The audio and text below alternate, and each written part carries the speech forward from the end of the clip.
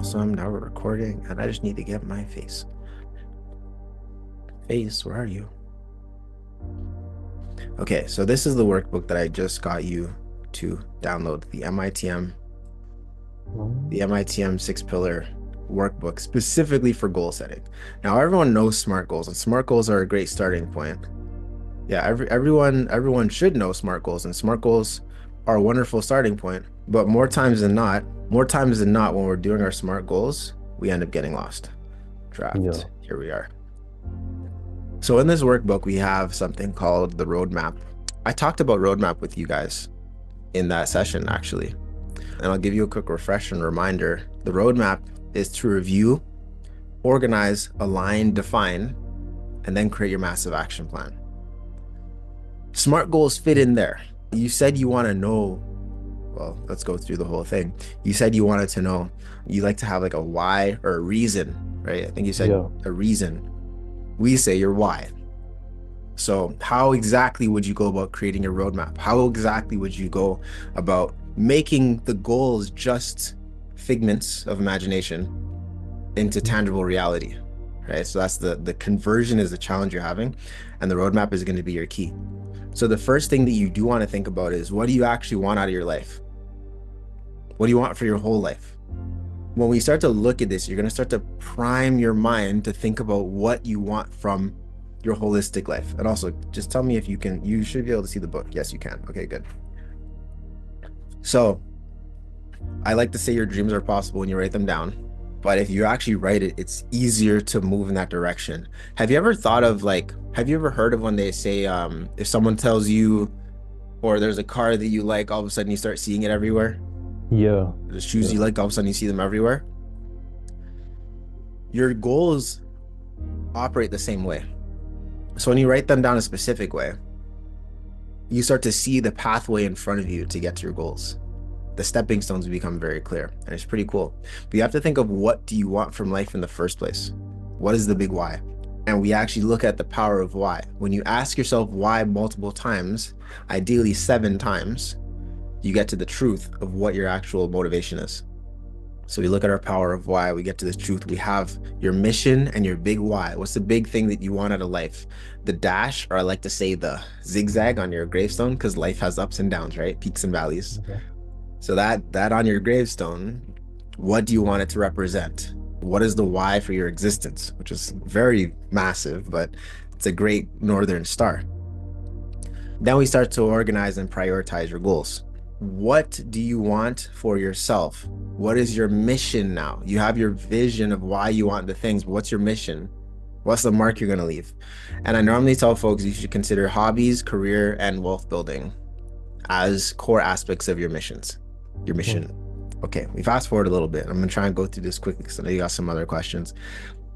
Now we start to align our actions with our goals. So how do we align our actions with our goals? We do something called WOOP planning. So I'm just going to jump down. It's called what? WOOP. WOOP. Okay.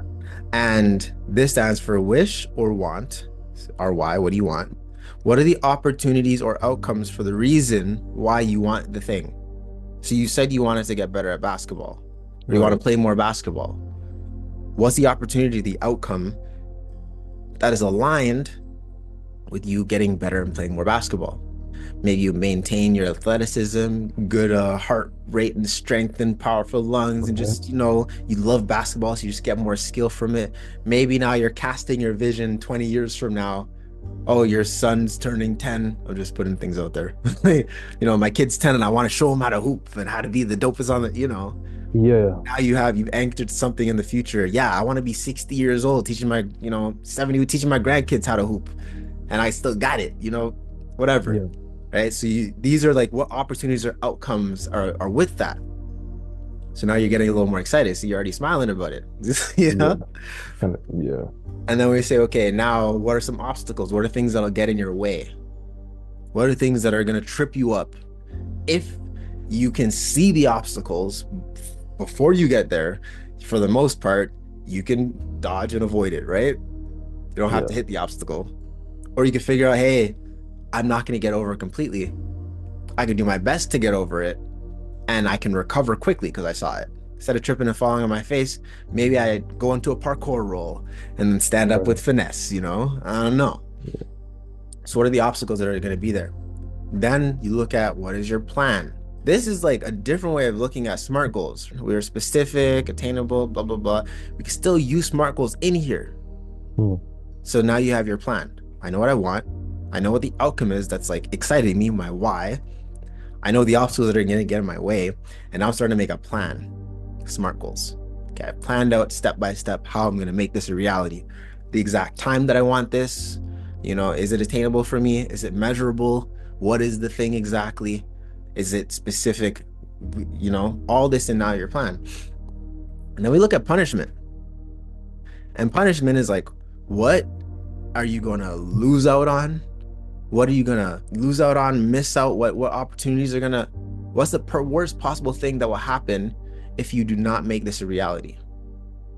So like, I always make the joke of like, you know, if I don't hit my financial goals, I'm going to be 35-year-old living in my grandma's basement, no Lambo, fat, no girls, with Cheeto dust on my chest.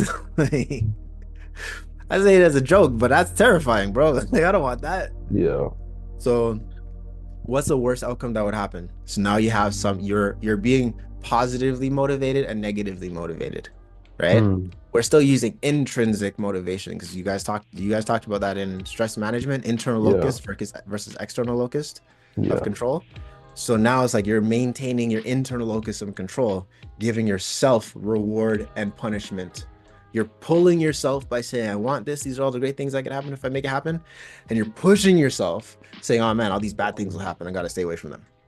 So if you do SMART goals like that, or you're planning like that, it might make it a little easier to actually attain them. Give them the creme de la creme whenever I spit that